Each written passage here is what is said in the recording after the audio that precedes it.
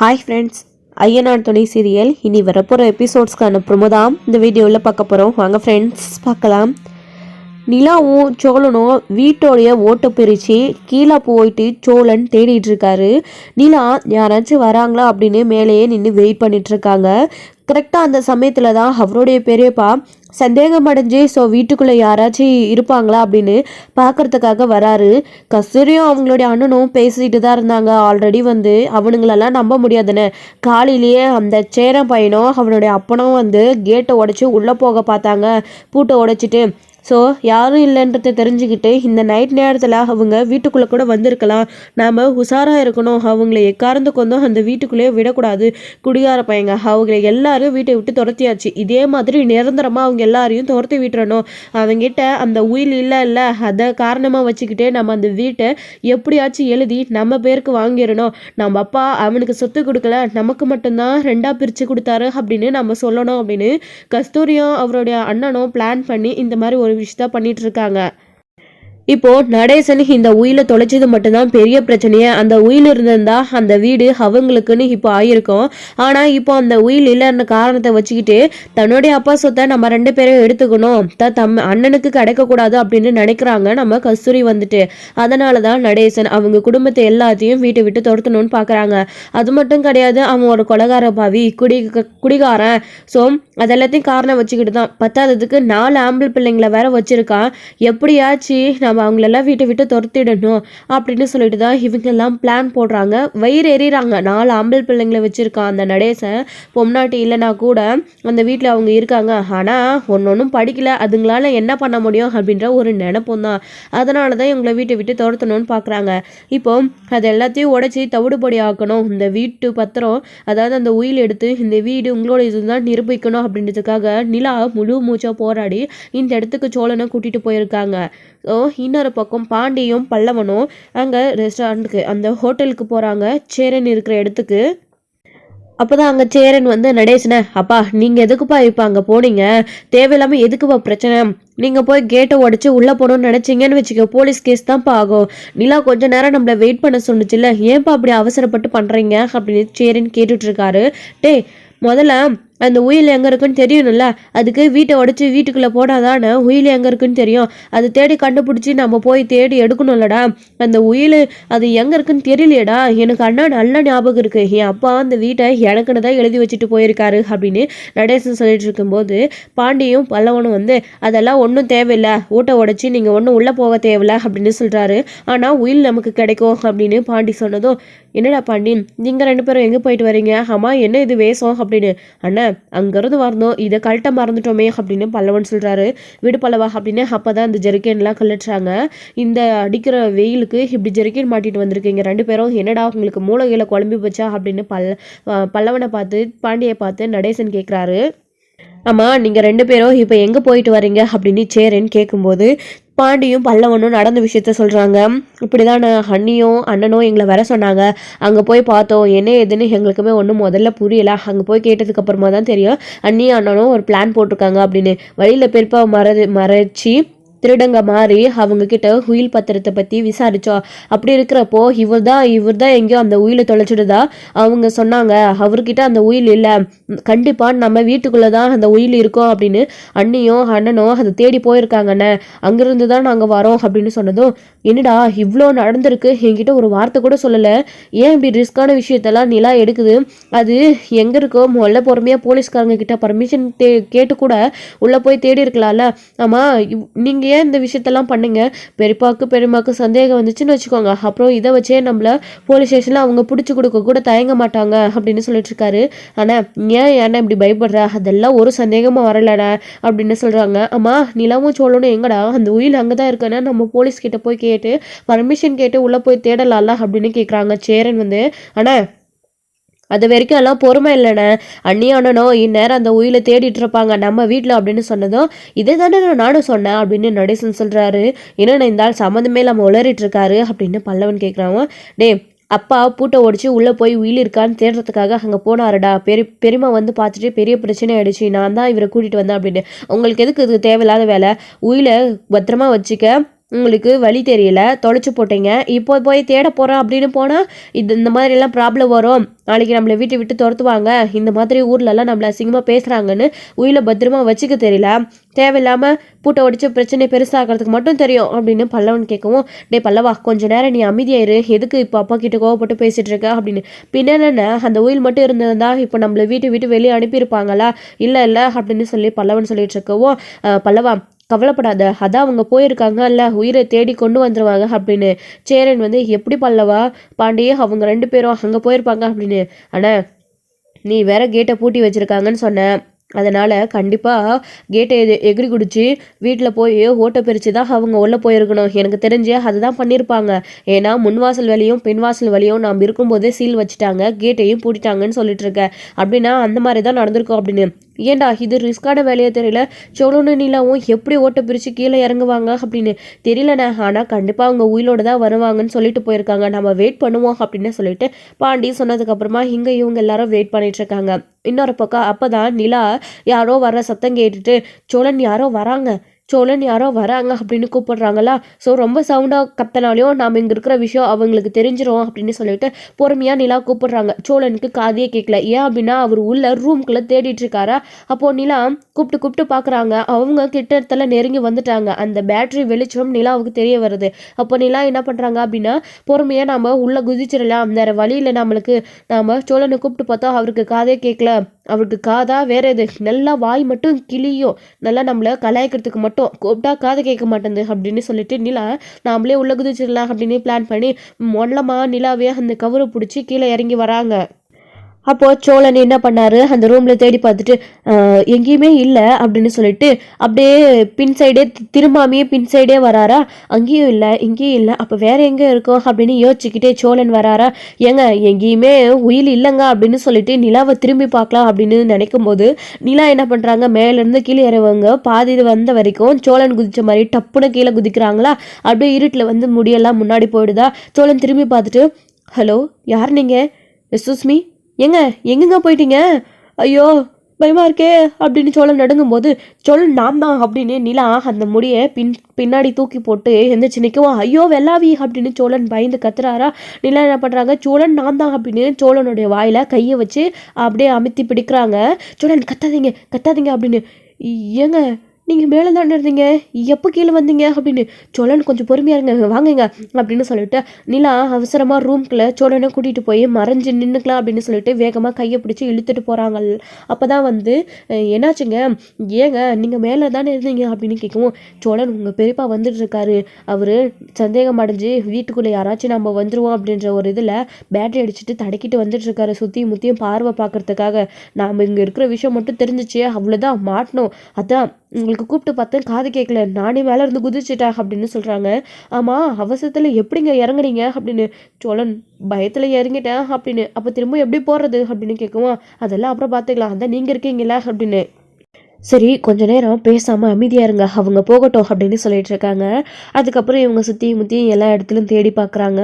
நான் கூட மேலே இருக்க முடியாமல் நாம் இங்கே கீழே தனியாக தேடி கஷ்டப்படுறோம் அப்படின்னு கீழே இறங்கி வந்து நமக்காக ஹெல்ப் பண்ண வந்திருப்பான்னு பார்த்தா, அது மட்டும் இல்லாமல் ரூம்குள்ளெல்லாம் கொண்டு போனாலா, யாரும் வேற இல்லை, நான் கூட என்னமோ நினச்சிட்டேன் அப்படின்னு சோழன் மனசுக்குள்ளே நினச்சி நிலாவை பார்த்துட்டு இருக்கவும், என்னங்க அப்படின்னு. ஒன்றும் இல்லைங்க அப்படின்னு தேடிட்டு இருக்கும்போது சுற்றியும் முற்றியும் எல்லா இடத்துலையும் பார்க்குறாங்க. கடைசியாக என்ன பண்ணுறாங்க அப்படின்னா, சுற்றியும் முற்றியும் பார்க்கும்போது, இது என்னடா இது, ஏன் இங்கே இருக்குது அப்படின்னு சொல்லி கேட்கவும், தெரியல என்ன அப்படின்னு சொல்கிறாங்க.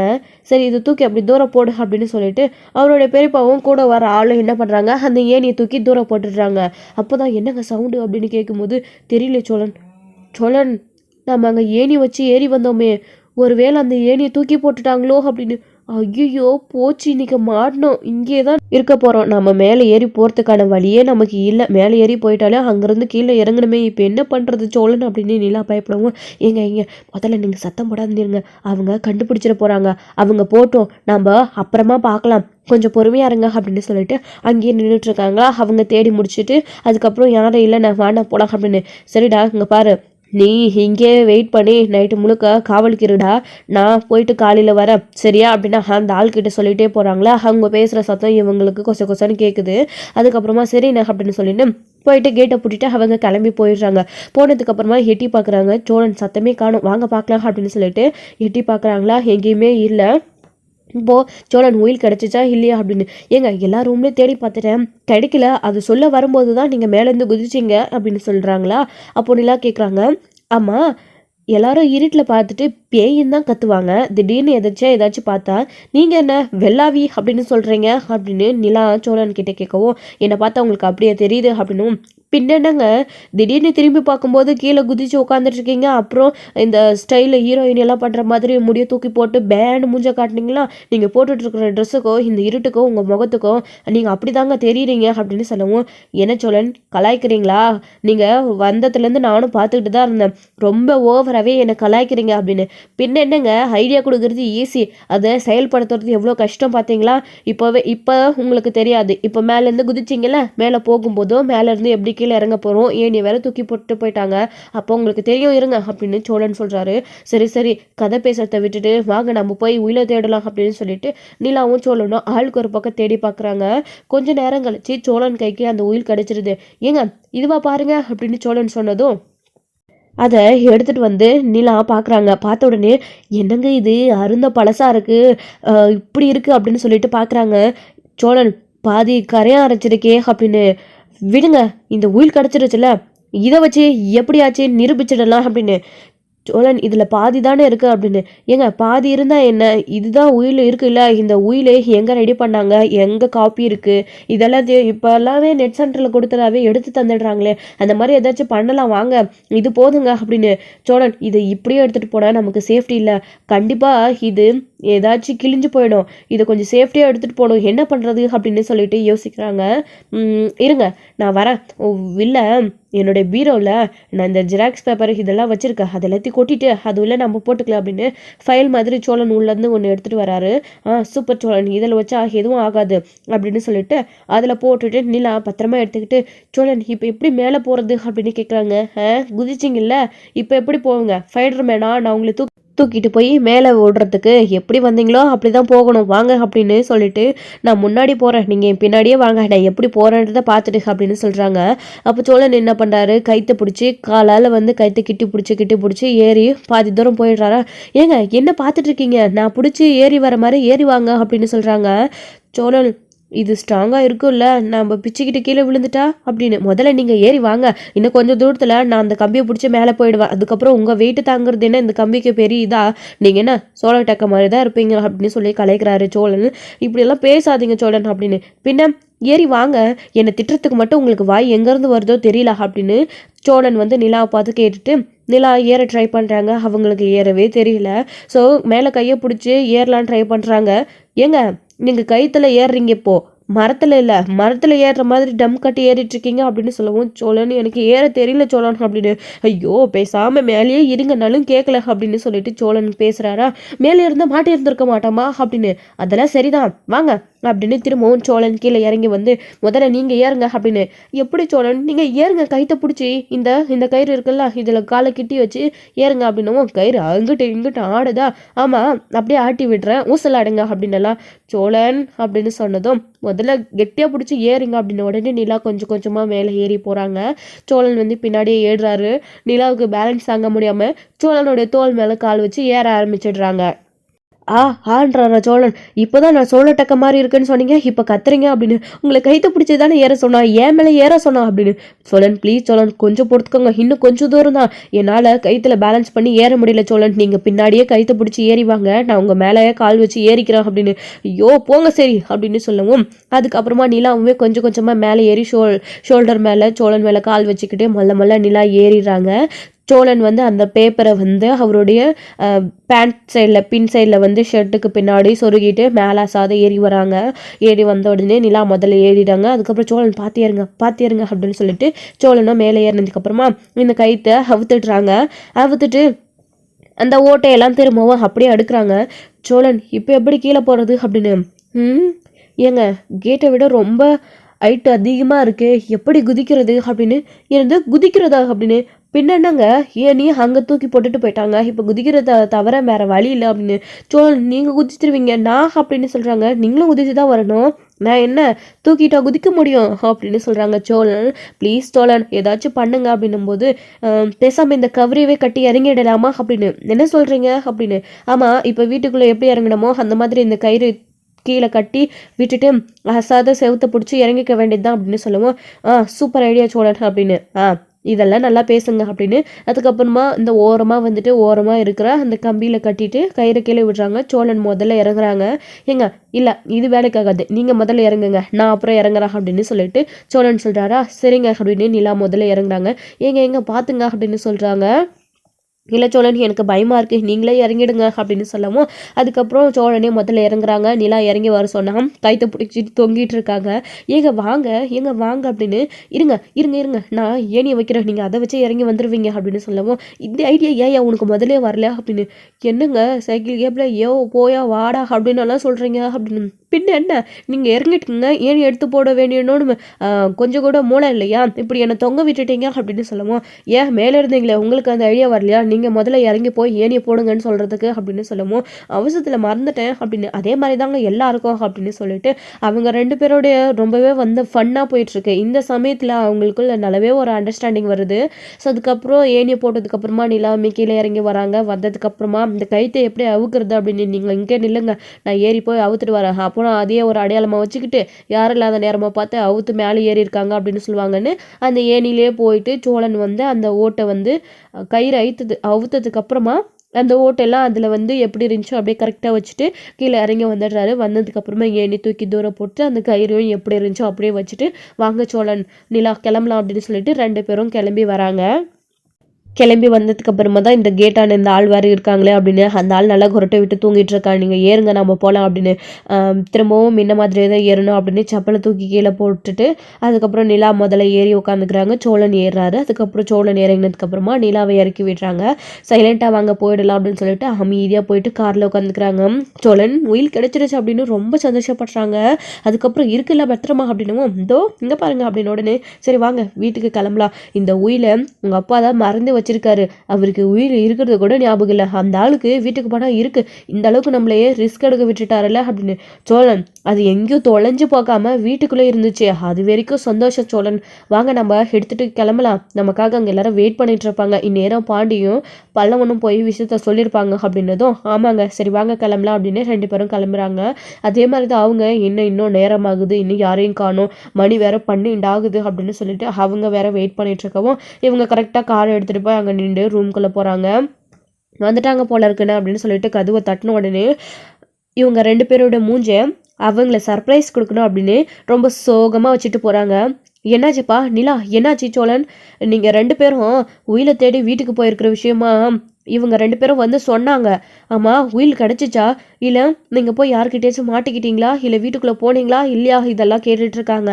என்னாச்சுங்க, என்ன சோழன் ஏன் 2 பேரும் எப்படி இருக்கீங்க அப்படின்னவோ இதோ கிடச்சிருச்சு அப்படின்னு சொல்லிட்டு 2 பேரும் ஒரே கோரஸில் சொல்கிறாங்களா. இவங்களுக்கு அப்படியே ஒரு மாதிரி ஷாக் ஆகிடுது. என்ன முதல்ல அமைதியாக இருந்தீங்க இப்போ சிரிக்கிறீங்க அப்படின்னு ஒன்று உயில் கிடச்சிடுச்சா அப்படின்னு எல்லாருமே ரொம்ப சந்தோஷப்படுறாங்க. நடேசன் முக்கியமாக கொடு அப்படின்னு சொல்லிட்டு ஓடி பார்க்குறாங்க. ஆமாம் வைக்கிற உயிலை எங்கே வைக்கிறோன்னு கூட தெரியறதில்ல, மறந்து எங்கேயாச்சும் தூக்கி போட்ட வேண்டியது, அப்புறம் கிடைச்ச பின்னாடி கிடச்சிடுச்சா அப்படின்னு வாங்கி பார்க்க வேண்டியது அப்படின்னு. இதாம்மா இதான் என் அப்பா எனக்கு எழுதி வச்சுட்டு போன உயில் இதுதான் அப்படின்னு நடேசன் சொல்லவும் ரொம்ப தேங்க்ஸ்மா அப்படின்னு சொல்கிறாரு. இருக்கட்டும் அங்கிள் பரவாயில்ல, ஆனால் இந்த மாதிரி விஷயத்தெல்லாம் பத்திரமா வச்சுக்கணுன்றது உங்களுக்கு தெரியாதா அங்கிள் அப்படின்னு. சாரிம்மா சாரி, இது ஒன்று இருந்திருந்தா இந்த பிரச்சனையே வரப்போகுது, என் பிள்ளைங்களெல்லாம் அப்படி நடு ரோட்டில் கொண்டு வந்துட்டோமே அப்படின்னு எனக்கு ரொம்ப குற்ற உணர்ச்சியாக இருந்துச்சு. ஆனால் இதை எங்கே வச்சோம் அப்படின்னு தேடிக்கிட்டே கவனிச்சுக்கிட்டே இருந்தேன்னா அதுக்கப்புறம் ஒரு கட்டத்தில் ஞாபகம் வீட்டுக்குள்ளே தான் இருக்கும்னு தேடி பார்க்கலான்னு வரும்போது அந்த கஸ்தூரி தடுத்து விட்டுட்டா, தோ இந்த சேரன்னு கூட்டிகிட்டு வந்துட்டான் அப்படின்னு நடேசன் சொல்லிட்டு இருக்கவும் அதான் உயில் கிடச்சிருச்சுல விடுங்க அங்கிள் அப்படின்னு சொல்லவும் பாத்தியா உயில் கிடச்சிருச்சு அப்படின்னு ரொம்பவே எல்லாரும் விடவும் நடேசன் தான் ரொம்ப சந்தோஷப்படுறாரு.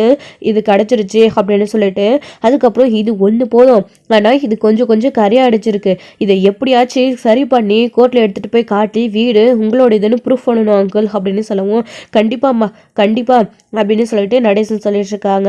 ஸோ எல்லாருமே ரொம்ப ஹாப்பி. நிலா உனக்கு எப்படி நான் நன்றி சொல்கிறதுனே தெரியலப்பா, இந்த வீட்டுக்கு நீ எவ்வளவோ பண்ணுறா அப்படின்னலாம் சேரன் சொல்லிட்டு இருக்காரு. ஆமாம்மா அவன் சொல்கிற மாதிரி அப்படின்னு நடேசன் சொல்லிட்டு இருக்காரு. ஹனி சூப்பர் அண்ணா அப்படின்னு இவங்க 2 பேரையும் அவங்க எல்லாருமே வாழ்த்திட்டு இருக்காங்க. சோழனும் சேரனும் கட்டி பிடிச்சிட்டு இருக்காங்க. அதுக்கப்புறம் வந்து இதோட இந்த எபிசோடு வந்து முடிச்சிருக்காங்க. அடுத்தடுத்து என்ன நடக்க போகுது, அடுத்து வந்து கோர்ட்டில் வந்து சப்மிட் பண்ணி கேஸ் நடத்தி ஸோ வீடு அவங்களுக்குன்னு ப்ரூவ் ஆக போதா, இல்லை அந்த கஸ்தூரியும் அவருடைய அண்ணனும் உயில் கிடச்சிருச்சு அப்படின்ற விஷயம் தெரிஞ்சால் ஏதாச்சும் கோல்மால் பண்ணுவாங்களா? ஸோ என்ன நடக்க போதோ அப்படின்றதெல்லாம் வெயிட் பண்ணி பார்க்கலாம். Friends thank you. இந்த உங்களுக்கு பிடிச்சிருந்தா லைக் பண்ணுங்கள், ஷேர் பண்ணுங்கள், கமெண்ட் பண்ணுங்கள், மறக்காமல் பெல் ஐக்கானை கிளிக் பண்ணி வச்சுக்கோங்க.